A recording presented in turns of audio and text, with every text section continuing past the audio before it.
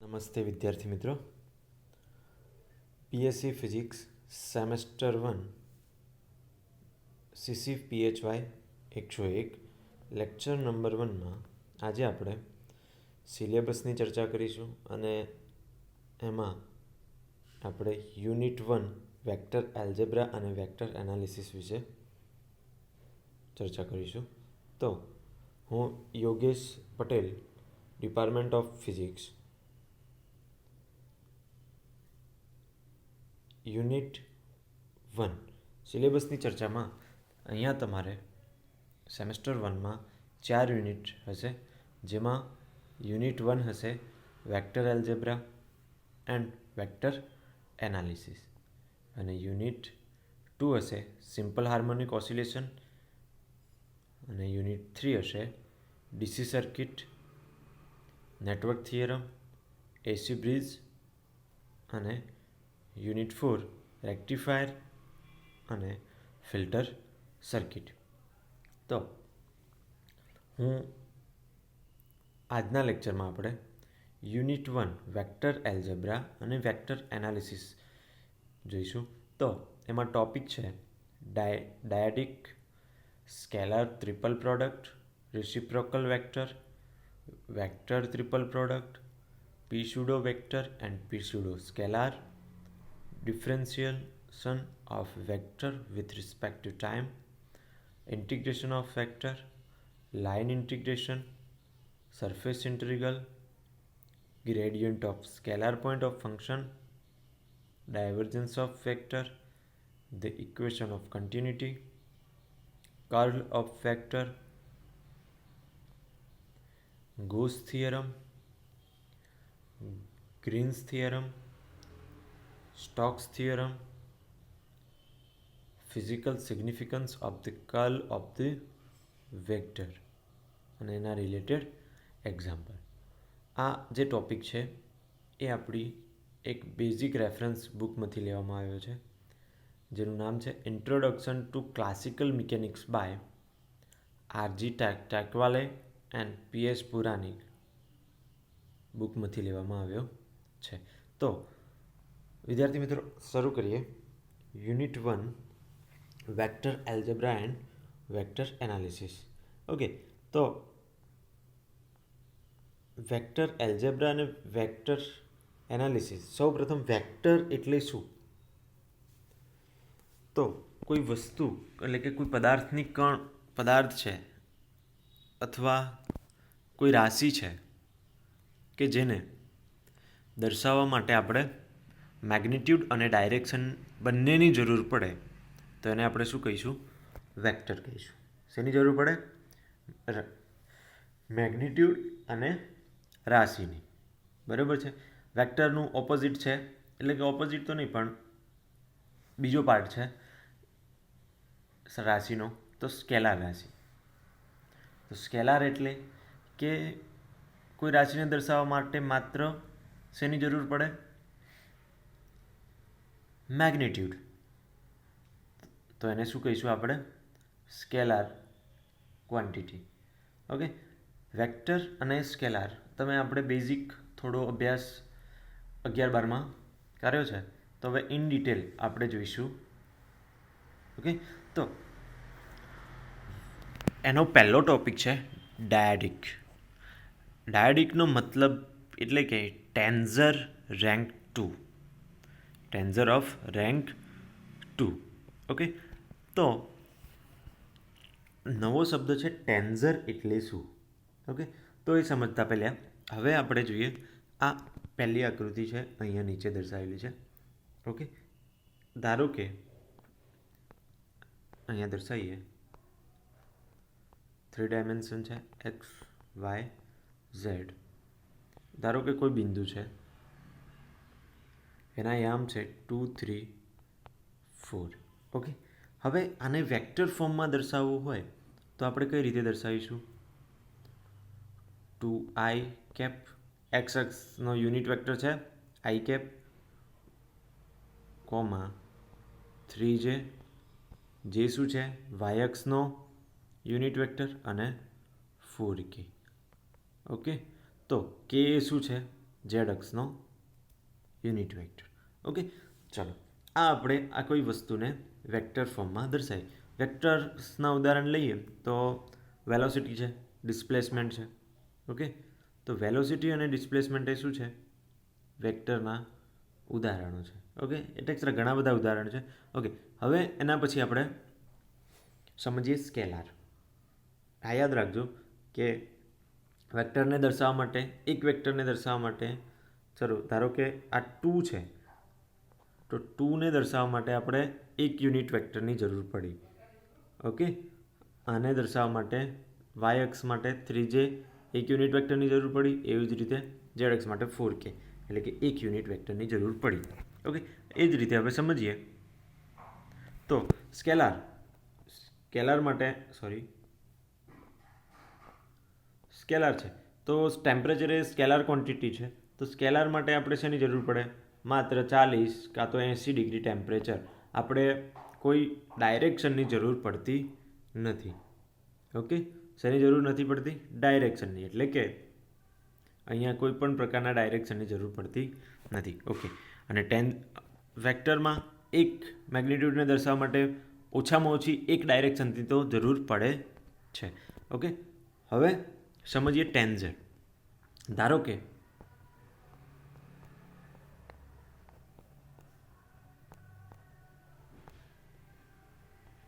આ કોઈ ક્યુબ છે. ઓકે, હવે હું આને અહીંયાથી ફોર્સ લગાડું છું. તો ફોર્સ લગાડું તો આને જે આપણે કહીશું σ11. ઓકે, તો અહીંયા આપણને બે દિશામાં ડિફોર્મેશન થશે, σ12 અને σ13. ઓકે, તો એક જ ડાયરેક્શન માટે, એક ફોર્સ માટે આપણે 3 ડાયરેક્શનમાં ચેન્જ થયા. ઓકે, તો જોઈએ અહીંયા જો આકૃતિમાં દર્શાવેલ છે σ11. ઓકે, તો હવે અને બીજી આકૃતિમાં કઈ રીતે ફોર્સ દર્શાવેલું છે એ દર્શાવ્યું છે. ઓકે, હવે સમજીએ તો ટેન્જર એટલે કે આજે એક દિશા માટે આપણને 3 અલગ અલગ ક્વોન્ટિટી મળી, σ12, σ13. ઓકે, તો જોઈએ આજે ક્વોન્ટિટી મળી આપણને σ11 માટે, σ12, σ13. બરાબર છે, એક દિશા માટેની 3 ક્વોન્ટિટી. ઓકે, એ જ રીતે બીજી બે દિશામાં આપણે અહીંયા ફોર્સ લગાડીશું, જે આપણે આકૃતિમાં દર્શાવ્યું છે, ઉપરથી અને વચ્ચેથી, મિડલમાંથી. ઓકે, ચાલો તો અહીંયા આપણને આજે ક્વોન્ટિટી મળી અને આપણે શેમાં દર્શાવીશું? σ11, σ11, σ11, σ12, σ13, σ21, σ22 અને σ23, σ31, σ32 અને σ33. આ રીતે આને મેટ્રિક્સ ફોર્મમાં આપણે દર્શાવ્યું. ઓકે, ચલો હવે આ મેટ્રિક્સ ફોર્મ દર્શાવ્યું, બરાબર છે. તો આ મેટ્રિક્સ બરાબર ટેન્જર? ના, એવું જરૂરી નથી કે મેટ્રિક્સ બરાબર ટેન્જર થાય. બરાબર, મેટ્રિક્સમાં ખાલી માત્ર મેગ્નિટ્યુડ દર્શાવવામાં આવે છે. મેટ્રિક્સમાં માત્ર શું દર્શાવવામાં આવે છે? ઓકે, તો મેટ્રિક્સ આજે આપણે ફોર્મ દર્શાવ્યું હતું σ11, σ12, σ13, σ21, σ22, σ23 અને σ31, σ23 અને σ33. આજે મેટ્રિક્સ ફોર્મ દર્શાવ્યું. તો શું મેટ્રિક્સ બરાબર ટેન્જર થાય? ના, મેટ્રિક્સ એ માત્ર મેગ્નિટ્યુડ દર્શાવે છે, જ્યારે ટેન્જર એ શું દર્શાવે છે? મેગ્નિટ્યુડ પ્લસ ડાયરેક્શન, એટલે કે આમાં ડાયરેક્શન આવશે. ઓકે, તો ધારો કે કોઈ એક કમ્પોનન્ટ છે, તો એની ડાયરેક્શન ધારો કે એક છે, આની પણ એક છે. એમ ધારો કે n કણ હોય તો એની n ડાયરેક્શન થશે. બરાબર છે, તો અહીંયા 3 કમ્પોનન્ટ છે, 9 કમ્પોનન્ટ છે, તો એની 9 ડાયરેક્શન, એટલે કે ટેન્જર 3:2 બરાબર 9 કમ્પોનન્ટ આપણને મળશે ટોટલ. ઓકે, ચલો તો આજે પ્રેશર ફોર્સ લગાડ્યું એના લીધે આપણને શું મળ્યું, એક અલગ અલગ વેલ્યુ મળી જેને આપણે ડાયરેક્ટ સરવાળો કરી શકીએ નહીં, બરાબર. એને ડાયરેક્ટ સરવાળાના ફોર્મમાં લખી શકીએ નહીં, કારણ કે દરેક બાજુ લાગતું ફોર્સ કંઈક અલગ અલગ હશે. માટે એને આપણે શેમાં દર્શાવ્યું, ટેન્ઝરના ફોર્મમાં દર્શાવ્યું. In a M dimensional space, કેટલી ડાયમેન્શનલ, એમ ડાયમેન્શનલ. આપણે જનરલી 3 ડાયમેન્શનની વાત કરતા હોય છે, અહીંયા આપણે એમ ડાયમેન્શનલની સ્પેસની વાત કરીએ તો અ ટેન્ઝર rank n is a mathematical object that n indices m raised to n component can obey certain transformation rule. આ જે ટ્રેન્ઝર છે એમાં એમ ડાયમેન્શનલ છે અને એમનું રેન્ક એટલે કે રેન્ક એટલે કે એમને ડિફાઇન કરવા માટે જે ઓછામાં ઓછી ડાયરેક્શનની જરૂર પડે એ. ઓકે, તો એમના ઇન્ડાઇસીસ કેટલા હોય, એમ રેસ ટુ એન. જ્યારે આપણે અહીંયા જોયા કે કેટલા હતા, 3:2 એટલે કે 9. ઓકે, તો અહીંયા એમ એ 3 થયું. ઓકે, એમ ડાયમેન્શનલ એટલે કે 3 ડાયમેન્શન અને એના ઇન્ડાઇસીસ હતા 2, તો 3:2 અને એન વડે દર્શાવીશું. ઓકે, ચાલો હવે ડેફિનેશન જોઈએ બીજી. તો ટેન્ઝરની ડેફિનેશન આપણે સમજ્યા. હવે રેન્ક ઓફ ટેન્ઝર, તો કે it is describe as the number of direction required to describe it. કોઈ છે આપણે ટેન્ઝર, એને નંબર ઓફ ડાયરેક્શન એને દર્શાવવા માટે કેટલી ડાયરેક્શનની જરૂર પડે એને રેન્ક કહીશું આપણે ટેન્ઝરનું. ઓકે, જો તો હવે જોઈએ તો સ્કેલર ક્વોન્ટિટી છે આપણી જોડે. ધારો કે આ સ્કેલર ક્વોન્ટિટી છે ટેમ્પરેચરને દર્શાવવા માટે આપણે કોઈ ડાયરેક્શનની જરૂર પડે તો ના પડે. સ્કેલર ક્વોન્ટિટી માત્ર મેગ્નિટ્યુડ ઉપર ડિપેન્ડેબલ છે. તો એનો ટેન્ઝર રેન્ક શું થશે, તો ટેન્ઝર રેન્ક 0. તો જેનું ટેન્ઝર રેન્ક 0 હોય એને સ્કેલર કહેવાય. ઓકે, અને બીજું છે એમાં જોઈએ ટેન્ઝર રેન્ક ઓફ 1. તો આપણે જોઈ ગયા કે હાલ જ જોયું કે કોઈ પોઈન્ટ છે એને એ આમ છે 2, 3, 4, બરાબર. તો એને દર્શાવવા માટે 2i plus 3j plus 4k. તો અહીંયા આપણે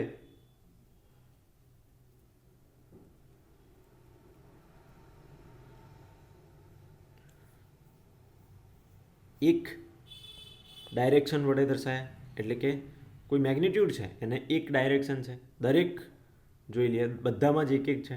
તો જેને દર્શાવવા માટે 1 ડાયરેક્શનની જરૂર પડે, એક ડાયરેક્શનની વેક્ટર જે ક્વોન્ટિટી છે એને એક ડાયરેક્શનની જરૂર પડે દર્શાવવા માટે, તો એને વેક્ટર ક્વોન્ટિટી કહીશું. એટલે કે વેક્ટરની વ્યાખ્યા તો આપણને ખબર છે કે વેક્ટર એટલે કે મેગ્નિટ્યુડ અને ડાયરેક્શનની બંનેની જરૂર પડે. હવે જો એક જ ડાયરેક્શનની જરૂર પડે તો એને શું કહીશું આપણે, વેક્ટર્સ. હવે એટલે કે a tensor rank 1 is called a vector. અને એના પછી છે a tensor rank 2 is called dyadic. એને શું કહીશું આપણે, ડાયડિક. એટલે કે કોઈ વસ્તુ છે એને 2 ડાયરેક્શનની જરૂર પડે દર્શાવવા માટે. જેમ કે કોઈ 3 ડાયમેન્શનમાં આપણું રૂમ છે, એ રૂમમાં અલગ અલગ દિશામાં વચ્ચે મીણબત્તી મૂકીએ તો અલગ અલગ દિશામાં તાપમાનમાં અલગ અલગ ફેરફાર હોય છે. એને દર્શાવવા માટે આપણે મેક્સિમમ 2 વેક્ટર્સની જરૂર પડશે, બરાબર છે. તો એને આપણે શું કહીશું, ડાયડિક. ડાયડિક માટે ટોટલ કમ્પોનન્ટ કેટલા હોય, 3:2 ઇઝ ઇક્વલ ટુ 9. ઓકે, જે આપણે હાલ જોઈ ગયા. તો અહીંયા આપણે ડાયડિક અથવા ટેન્ઝર ઓફ રેન્ક 2 વિશે ચર્ચા કરી. A tensor rank 2 is called a dyadic, યાદ રાખજો. ચલો, ઓકે, નેક્સ્ટ ટોપિક છે એમાં જ સ્કેલાર ટ્રિપલ પ્રોડક્ટ, 3 સદિશોનો અદિશ ગુણાકાર. ઓકે, પહેલાં તો સદિશ શું છે એ ખબર છે આપણને, અને અદિશ શું છે. હવે આપણે 11-12 ધોરણમાં 2 સદિશોનો સદિશ ગુણાકાર કરી ચૂક્યા છે, અદિશ ગુણાકાર પણ કર્યો છે. ઓકે, તો હવે આપણે લેવાના છે 3 સદિશ. હવે 3 સદિશ હોય એમનો અદિશ ગુણાકાર કરવો હોય એટલે આપણે જનરલી અદિશ ગુણાકારમાં એ ડોટ બી કરતા. ઓકે, 3 સદિશોનો કહીએ તો એ ડોટ બી કરતા, 2 સદિશોની વાત કરીએ તો. હવે 3 સદિશોનો તો વાસ્તવમાં કરવું તો એવું જ પડે ને કે A dot B dot C, પણ જે શક્ય નથી. માટે આપણે શું કરીશું? A dot B cross C. આ જે ઇક્વેશન છે એને શું કહીશું? 3 સદિશોનો અદિશ ગુણાકાર. શું કહેવાશે આને? 3 સદિશોનો અદિશ ગુણાકાર. ઓકે, ચલો. તો ધારો કે આપણી જોડે 3 અદિશ સદિશો છે જેમનો અદિશ ગુણાકાર મેળવો છે. તો એ 3 સદિશો છે એ ઇઝ ઇક્વલ ટુ અહીંયા A is equal to X I plus A Y J plus A Z K. Okay, એના પછી છે B is equal to B X I plus B Y J plus B Z K. Okay, હવે C છે તો C X I plus C Y J plus C Z K. Okay, હવે આપણે મેળવવું શું છે? તો કે એ ડોટ કૌંસમાં B cross C, A dot B cross C જે ઇક્વેશન નંબર 1માં દર્શાવેલ છે. હવે કઈ રીતે મેળવશું? તો કે સૌપ્રથમ આપણે એમાં મેળવીશું બી ક્રોસ સી. શું મેળવીશું? B cross C. તો બી ક્રોસ સી બરાબર મેટ્રિક્સમાં I J K B X B Y B Z. આપણને બી ક્રોસ સી મેળવવાનું છે. એના યુનિટ સદિશ લખાઈ ગયા I J K B X B Y B Z અને C X C Y C Z લખ્યા. ઓકે, એનું સાદું રૂપ આપ્યું આઈ કઈ રીતે કરીશું? ક્રોસ ગુણાકાર એટલે કે B Y C Z minus B Z C Y. Okay, બીજા પદમાં શું લખીશું? માઇનસ જે માઇનસ, હવે જેની વાત કરીએ તો માઇનસ જે, ફરીથી આ બંનેનો ગુણાકાર તો B X C Z minus B Z C X plus K, તો કે માટે લખીશું બી એક્સ સી વાય અને બી વાય સી એક્સ. ઓકે, અહીંયા જે દર્શાવેલ છે. હવે આપણે શું શોધવાનું છે? આપણે B X A dot B cross C મેળવ્યા જે ઇક્વેશન નંબર 1માં છે એમાંથી બી ક્રોસ સી મેળવ્યા. હવે આ બી ક્રોસ સીનો એની સાથે ડોટ પ્રોડક્ટ છે જે આપણે મેળવવાનું છે. તો જોઈએ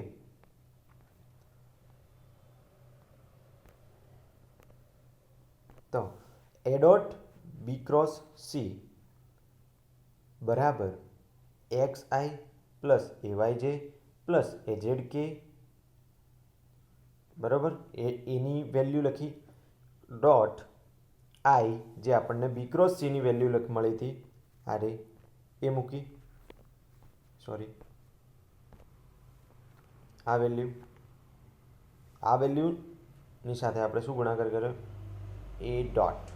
ઓકે, હવે વેક્ટર એની કિંમત મૂકી તો વેક્ટર એની કિંમત X I plus A Y J plus A Z K dot I B cross સીની વેલ્યુ મૂકી જે આ ઇક્વેશનમાં દર્શાવેલ છે. ઓકે, હવે સાદું રૂપ આપીએ તો ડોટ પ્રોડક્ટમાં તો ખબર છે કે આઈ હોય તો 1 જવાબ આવે, બાકી આઈ ડોટ જે હોય તો 0. બરાબર, તો આપણે કરીએ આનો આની સાથે ગુણાકાર.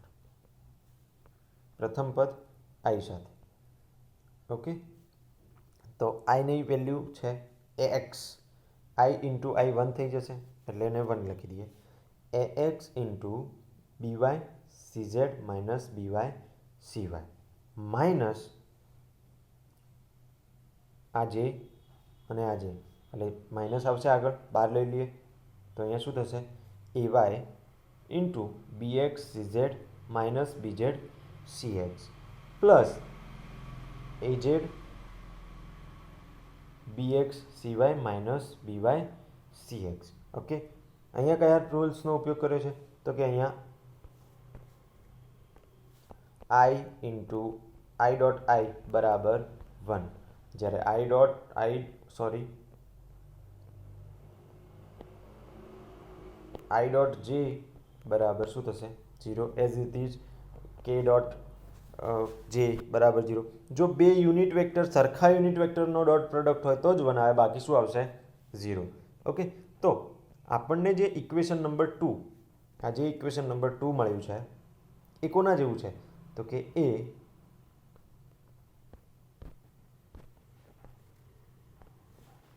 જોઈએ ax ay az bx by bz cx cy cz. Okay, તો હવે એનું આપણે સાદુરૂપ આપીએ તો ax બરાબર ax into by cz cy bz, એ જ રીતે માઇનસ ay એના માટે મળશે bx cx cz cx bz. Okay, એ જ રીતે પ્લસ az બરાબર bx cy cx by. Okay, આ પદ આપણને મળશે. બરાબર, તો જે ઇક્વેશન નંબર 2 જેવા જ છે, તો એના માટે આપણે આને આવી રીતે દર્શાવી શકીએ આ વસ્તુને, તો કે આ રીતે દર્શાવ્યું. તો A dot B cross C બરાબર matrix X A Y A Z B X B Y B Z C X C Y C Z. Okay, ચાલો જેને ઇક્વેશન નંબર 3 વર્ષે દર્શાવ્યું. તો આ શું મળ્યું આપણને? 3 સદિશનો અદિશ ગુણાકાર. ઓકે, હવે જોઈએ તો કે એ ડોટ કૌંસમાં બી ક્રોસ સી માટે હવે હું એને રોટેશન કરાવું. શું કરાવું? રોટેશન. તો જોઈ લઈએ, અહીંયા જુઓ આ ઇક્વેશન આ રીતે છે. હવે આપણે સાબિત કરવાનું છે કે 3 સદિશોનો અદિશ ગુણાકાર એ ચક્રીય ગુણધર્મ ધરાવે છે. કેવો ગુણધર્મ? ચક્રીય. ઇટ મીન્સ એને ચોક્કસ રીતે બદલીએ, ચોક્કસ રીતે એટલે ક્રમશઃ બદલીશું તો એનો જવાબ સરખો જ આવશે. ઓકે, તો જોઈએ A X A Y A Z જે અહીંયા દર્શાવેલું છે.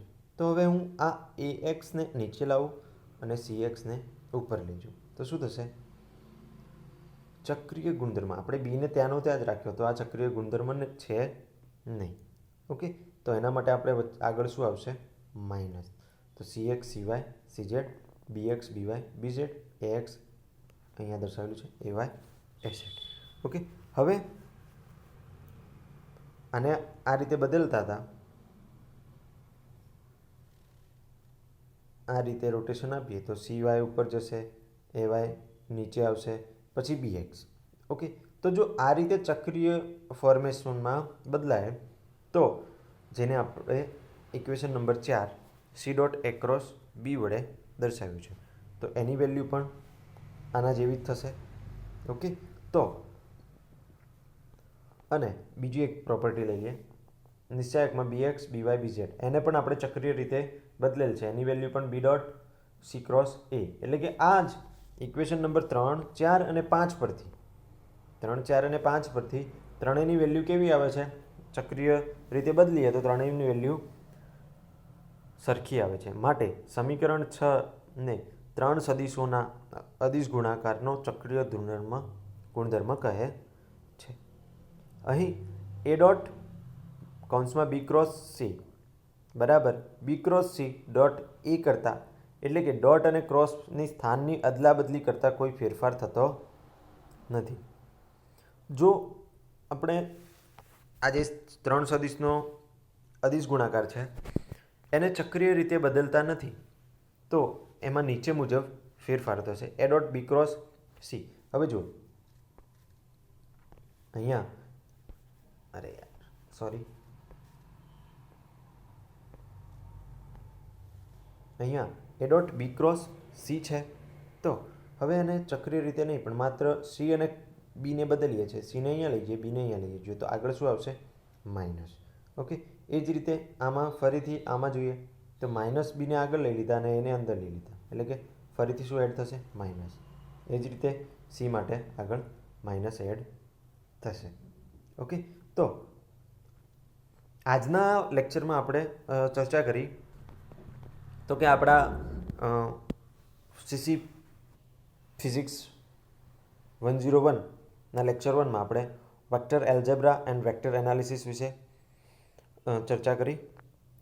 એનો પછી સેમેસ્ટર 1માં જે આપણો સિલેબસ છે એના વિશે માહિતી મેળવી. એના પછી આપણે ડાયક અથવા તો ટેન્ઝર ઓફ રેન્ક, એમાં આપણે ટેન્ઝરની વ્યાખ્યા જોઈ, રેન્ક ઓફ ટેન્ઝર શું છે જોયું, સ્કેલાર શું છે, વેક્ટર શું છે, ડાયક શું છે, એ ટેન્ઝરના ફોર્મમાં આપણે એની ચર્ચા કરી. એના પછી સ્કેલાર ત્રિપટ પ્રોડક્ટ, 3 સદીશોનો અદિશ ગુણાકાર મેળવ્યો. એના પછી એના ઉપરથી આપણે એનો ચક્રીય ગુણધર્મ તારવ્યો. ઓકે, તો નેક્સ્ટ લેક્ચરમાં આપણે ચર્ચા કરીશું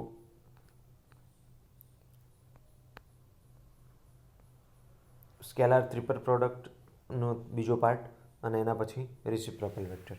તો થેન્ક યુ.